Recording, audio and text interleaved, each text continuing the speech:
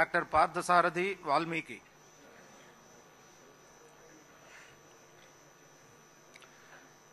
Doctor Parthasarathi Valmiki అని నేను శాసనసభ్యుడిగా ఎన్నికైనందున శాసనం ద్వారా నిర్మితమైన భారత రాజ్యాంగం పట్ల నిజమైన విశ్వాసం, విధేయత చూపుతానని, భారతదేశ సార్వభౌమాధికారాన్ని, సమగ్రతను కాపాడుతానని, నేను స్వీకరించబోయే కర్తవ్యాన్ని శ్రద్ధాశక్తులతో నిర్వహిస్తానని దైవసాక్షిగా ప్రమాణం చేస్తున్నాను.